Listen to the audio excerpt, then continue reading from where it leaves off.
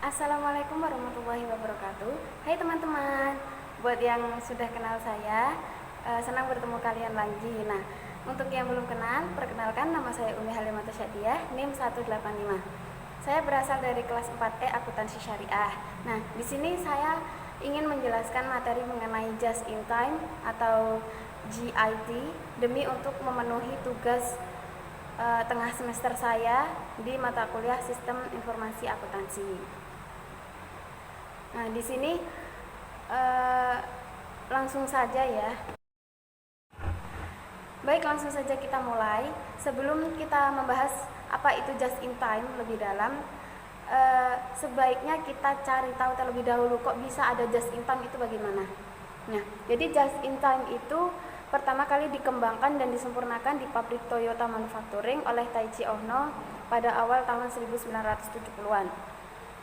Yang mana saat ini Taichi Ohno itu sering disebut-sebut sebagai Bapak JIT atau Bapak Just in Time. Nah, konsep Just in Time ini itu merupakan sistem manajemen fabrikasi modern yang telah dikembangkan oleh perusahaan-perusahaan terbaik yang ada di Jepang sejak tahun 1970-an tadi. Baik, selanjutnya yaitu pengertian Just in Time. Nah, Just in Time itu apa sih? Just in Time itu merupakan sistem produksi atau sistem fabrikasi modern yang awalnya dikembangkan oleh perusahaan-perusahaan yang berasal dari Jepang. Nah, pada umumnya Just in Time ini menganut 3 prinsip. Yang pertama yaitu ada what, yang kedua ada how much, yang ketiga yaitu ada when. Apa sih maksud dari prinsip yang pertama yaitu what?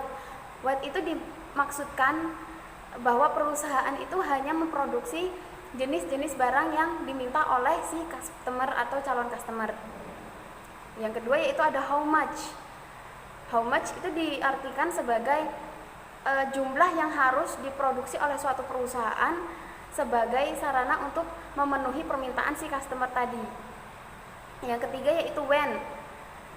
When itu dimaksudkan bahwa barang-barang itu akan siap saat dibutuhkan, akan diproduksi dan siap saat barang itu dibutuhkan oleh si customer. Jadi tidak ada keterlambatan atas pesanan yang diajukan oleh si customer. Nah, JIT ini juga memperhatikan keseluruhan sistem yang ada di dalam produksi sehingga komponen yang bebas dari cacat, barang-barang yang sempurna jadinya itu dapat disediakan untuk tingkat produksi selanjutnya tepat saat mereka itu dibutuhkan, saat barang-barang itu dibutuhkan oleh si customer. Jadi kasarannya perusahaan tuh berusaha agar tidak terjadi keterlambatan dan juga tidak terlalu cepat seperti itu. Selanjutnya yaitu prinsip dasar just in time. Nah, selain 3 prinsip umum yang saya sebutkan tadi, itu juga ada 2 prinsip dasar dalam JIT atau just in time. Yang pertama yaitu berproduksi sesuai dengan pesanan jadwal produksi induk. Yang dimaksudkan apa? Ya, yang dimaksud di sini yaitu sistem manufaktur baru itu akan dioperasikan untuk menghasilkan produk menunggu setelah diperoleh kepastian adanya pesanan dalam jumlah tertentu. Nah, setelah jumlah tertentu itu masuk, pesanan masuk dalam jumlah tertentu, misal 500 pieces, itu akan diolah oleh sistem manufaktur baru, dioperasikan, kemudian sistem tersebut akan menghasilkan produk menunggu dalam jumlah tersebut. Tujuannya apa? Nah, tujuan utamanya itu untuk memproduksi finished good tepat waktu dan juga sebatas dengan jumlah yang diinginkan customer. Jadi tidak kurang, tidak lebih. Nah, untuk diproses produksi akan menghasilkan sebanyak yang diperlukan dan juga secepatnya dikirim ke pelanggan yang memerlukan untuk menghindari terjadinya stok serta untuk menekan biaya penyimpanan atau holding cost gitu loh. Nah, karena apa? Kalau suatu perusahaan itu terjadi stok, maka akan ada timbul biaya lagi sebagai biaya penyimpanan barang. Akan ada penambahan gudang kalau semisal tidak cukup, itu juga akan menambah biaya. Yang kedua yaitu produksi dilakukan dalam jumlah lot. Nah, di sini lot yang digunakan itu lot yang kecil. Tujuannya apa? Tujuannya untuk menghindari perencanaan dan lead time atau jangka waktu menunggu itu yang kompleks seperti halnya dalam produksi jumlah besar. Jadi fleksibilitas aktivitas produksi itu akan bisa dilakukan karena hal tersebut. Hal tersebut itu memudahkan untuk melakukan penyesuaian-penyesuaian dan juga rencana produksi terutama menghadapi perubahan permintaan pasar. Selanjutnya yaitu konsep dasar just in time. Nah, konsep dasar just in time itu ada 4. Yang pertama yaitu produksi just in time atau JIT. Produksi just in time itu sistem memproduksi apa yang dibutuhkan hanya pada saat dibutuhkan dan dalam jumlah yang dipesan, yang diperlukan oleh si customer. Jadi apa? Jadi dalam just in time ini bahan baku produksi itu akan didatangkan dari pemasok atau supplier saat kita membutuhkan bahan baku tersebut. Saat kita ingin memproduksi. Kalau kita tidak ingin memproduksi, bahan baku itu tidak akan dikirim oleh supplier atau pemasok. Itu. Yang kedua yaitu autonomasi. Autonomasi itu apa sih? Autonomasi itu merupakan suatu unit pengendalian cacat yang bekerja secara otomatis untuk tidak memungkinkan unit cacat itu mengalir ke proses berikutnya. Sedangkan produk yang bebas cacat itu dapat disediakan untuk tingkat produksi selanjutnya tepat pada saat mereka dibutuhkan. Jadi tidak terlalu cepat dan juga tidak terlalu lambat. Yang ketiga yaitu tenaga kerja fleksibel. Maksudnya apa? Maksudnya adalah mengubah jumlah pekerja itu perusahaan bebas sesuai dengan fluktuasi permintaan. Kalau permintaannya naik, maka kita bisa dari pihak perusahaan itu bisa menambah tenaga kerja. Kalau semisal kok fluktuasi permintaannya itu turun, kita bisa mengurangi pekerja. Karena apa? Kita nggak perlu menyediakan persediaan stok, persediaan barang jadi itu nggak perlu. Jadi kita nggak perlu mengadakan tenaga kerja di bidang produksi terlalu banyak gitu. Agar apa? Agar tidak boros. Biaya upah, biaya gaji itu tidak terlalu boros. Yang keempat yaitu berpikir kreatif dan menampung saran-saran karyawan. Kalau semisal perusahaan tersebut sudah setiap hari memproduksi, setiap hari harus sekian pieces, sehari harus menghasilkan target, itu tidak bisa. Kita tidak bisa hanya menargetkan persediaan. Kalau semisal kita memproduksi dalam jumlah yang sedikit sesuai dengan permintaan customer, itu akan mudah menerima saran-saran dari karyawan. Oh, yang kemarin kayak gini, harusnya yang bagus kayak gini. Kita akan dapat merubahnya itu dengan cepat, tidak harus menunggu stoknya habis karena kita tidak punya stok. Baik, selanjutnya yaitu aliran kerja just in time. Nah, dalam sistem just in time itu aliran kerja dikendalikan oleh operasi di mana setiap stasiun kerja atau workstation itu menarik output atau keluaran dari stasiun kerja sebelumnya sesuai dengan kebutuhan. Maka dari itu, JIT itu sering disebut sebagai pull system atau sistem tarik. Nah, kasarannya gini. Katakanlah stasiun kerja 1. Nah, stasiun kerja 1 itu akan menerima pesanan produksi dari dari stasiun kerja 2. Jadi nanti stasiun kerja 1 itu akan memproduksi barang sesuai dengan yang dikatakan stasiun kerja 2. Kalau sudah jadi, maka stasiun kerja 2 akan menarik output atau keluaran barang yang telah diproduksi oleh stasiun kerja 1. Nah, begitu. Nah, dalam kasus ini, stasiun kerja 2 itu sering disebut sebagai stasiun kerja pengguna atau using workstation. Nah, apabila stasiun kerja 2 ini atau stasiun kerja pengguna itu menghentikan produksi, misal dalam 1 minggu itu dalam 1 minggu itu secara otomatis stasiun kerja pemasok atau supplying workstation itu juga akan berhenti dalam memasok produk karena tidak menerima pesanan dari si stasiun kerja 2 tersebut. Selanjutnya yaitu tujuan sistem JIT. Nah, ada beberapa tujuan dari sistem JIT itu. Yang pertama ada zero defect. Zero defect itu dimaksudkan tidak adanya barang yang rusak. Otomatis kalau suatu perusahaan itu memproduksi dalam jumlah yang terbatas, dalam jumlah yang pas, dalam jumlah yang sedikit, itu mereka akan lebih hati-hati. Karena apa? Karena tidak adanya acuan sehari harus dapat segini nih, gimana, harus cepet-cepet. Nanti akibatnya adanya reject, ada barang reject, ada kadang malah adanya kecelakaan kerja juga kalau cepet-cepet gitu. Yang kedua yaitu zero setup time. Nah, jadi GIT itu juga menghindari adanya waktu setup. Nah, apa sih waktu setup? Waktu setup itu waktu yang dibutuhkan untuk melakukan persiapan operasi atau persiapan kerja. Misalkan waktu pengaturan komponen mesin, harus mencet ini, mesin ini kalau mau digunakan harus digimanain gitu. Itu kan lama dan juga ada tenaga kerja yang menjalankan itu. Kalau misal setiap hari melakukan itu, setiap hari dipacu harus memproduksi sekian ribu pieces, gitu kan akan terjadi waktu setup setiap hari juga boros. Nah, yang ketiga adanya zero load access. Zero load access itu dimaksudkan agar tidak adanya kelebihan lot. Seperti yang saya jelaskan tadi, JIT itu memproduksi barang pesanan dalam lot yang kecil. Jadi sesuai dengan pesanan, tidak berlebihan. Yang keempat, adanya zero handling. Ada tujuan zero handling, tidak adanya penanganan, agar tidak ada penanganan di dalam proses produksi tersebut. Yang kelima yaitu zero queues, atau tidak adanya antrian. Kalau misal ada pesanan, kita langsung kerja. Ada produk menunggu sekian ratus, kita akan langsung kerja memproduksi segitu. Biar apa?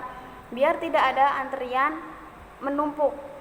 Yang keenam yaitu zero breakdown, tidak ada kerusakan mesin. Kalau mesin itu kita rawat, kita gunakan secukupnya, seperlunya, itu akan awet. Yang ketujuh yaitu zero lead time, itu tidak adanya jangka waktu saat penyelesaian proses.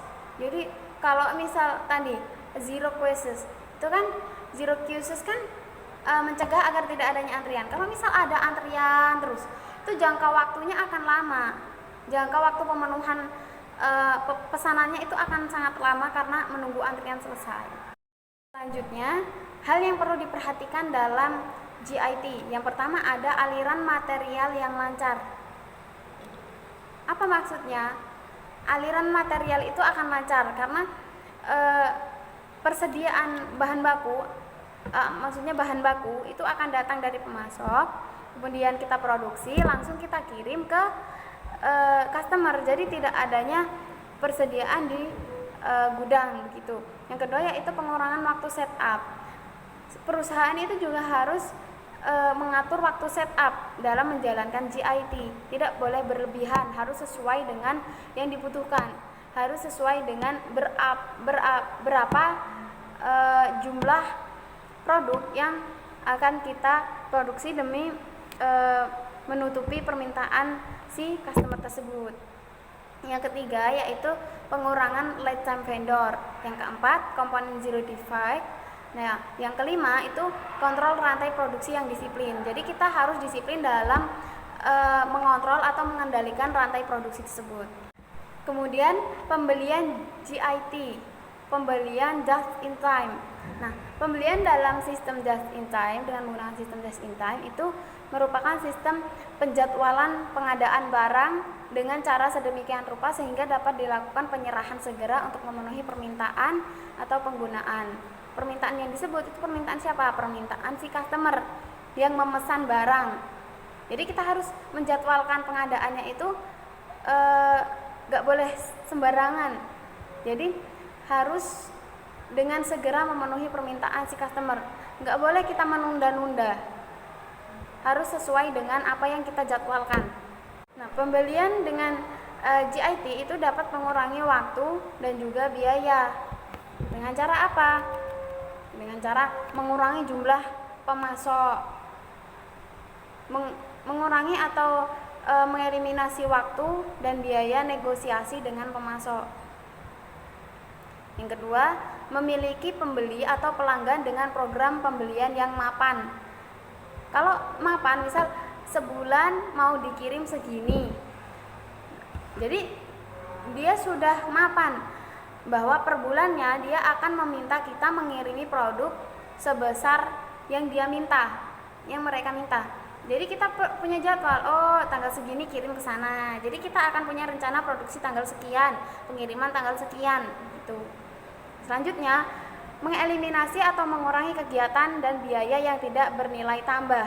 Jadi kegiatan dan juga biaya yang malah merugikan, malah nggak bisa memberikan kita keuntungan tambah, itu udahlah hapus aja. Kayak menyetok persediaan yang banyak, itu kita nggak bisa menyetok persediaan yang banyak. Karena apa? Karena nanti akan timbul biaya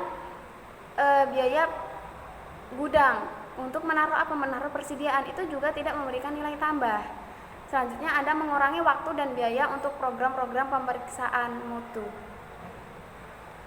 Dalam pemeriksaan mutu itu juga butuh biaya dan juga waktu, jadi harus dikurangi. Selanjutnya ada produksi GIT. Nah, produksi GIT itu sistem penjadwalan produksi komponen atau produk yang tepat pada waktu, mutunya juga jelas, dan jumlahnya juga sesuai dengan apa yang diperlukan oleh tahap produksi berikutnya. Jadi seperti yang saya jelaskan tadi, stasiun kerja 2 meminta 500, ya sudah, stasiun kerja 1 juga memproduksi 500 begitu, sesuai dengan permintaan pelanggan gitu loh. Jadi tidak terlalu berlebihan. Selanjutnya yaitu contoh perusahaan yang telah menerapkan metode GIT. Perusahaan yang telah menerapkan metode GIT itu yaitu Toyota Astra Motor dan juga Astra Honda Motor.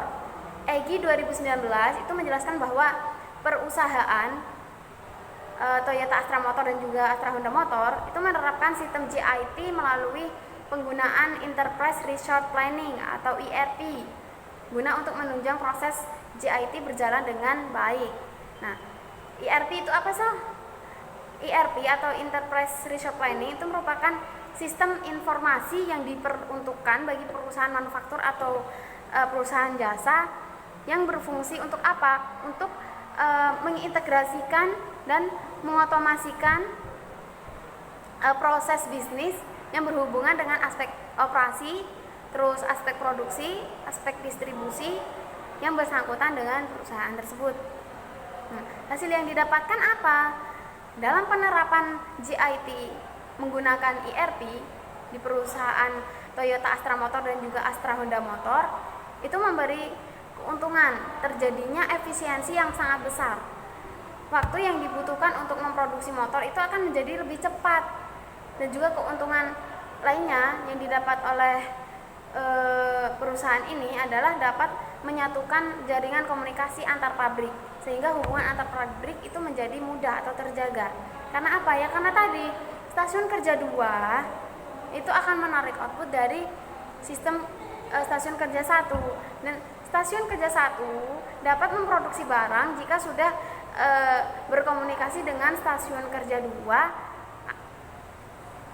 untuk memproduksi berapa gitu.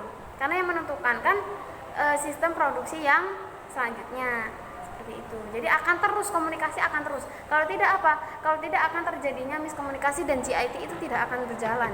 Nah, dari apa yang telah kita pelajari tadi itu dapat disimpulkan manfaat GIT bagi perusahaan. Nah, perusahaan yang menggunakan produksi GIT itu dapat meningkatkan efisiensi dalam bidang lead time, persediaan barang, bahan dalam proses, produk selesai. Juga efisiensi waktu perpindahannya akan sangat cepat toh. Dari gudang, misal gudangnya cuma 1, gudangnya di sini, nanti siang dikirim ya, nanti sore dikirim, itu sudah dijadwalkan. Jadi ketika besok kita memproduksi barang pesanan lagi, tidak ada barang yang numpuk di situ, tidak adanya stok. Kalau misal ada stok, itu akan diperuntukkan untuk pesanan dalam jangka yang pendek. Jadi misal stoknya berapa, jadi kurangnya berapa, tidak berlebihan gitu. Selanjutnya, efisien dalam tenaga kerja langsung dan tidak langsung. Perusahaan dapat mengurangi jumlah tenaga kerja apabila memang fluktuasi permintaan dari customer itu menurun. Kemudian yaitu berpengaruh terhadap meningkatkan efisiensi ruangan pabrik. Karena apa? Ruang pabrik itu tidak tertumpuk dengan stok dan perusahaan tidak kekurangan ruangan pabrik demi menyimpan persediaan maupun barang produksi. Nah, selanjutnya efisien terhadap biaya mutu. Selanjutnya yaitu efisien terhadap pembelian bahan. Karena kita akan membeli bahan jika kita menerima pesanan dan akan segera memproduksi pesanan tersebut. Jadi bahan persediaan itu akan dikirim pemasok atau supplier saat kita mendapatkan pesanan dari si calon customer, seperti itu. Sekian pemaparan materi dari saya mengenai just in time. Saya Umi Halimatus Syadiah memohon maaf yang sebesar-besarnya jika terdapat salah kata maupun perbuatan yang kurang berkenan di hati pemirsa.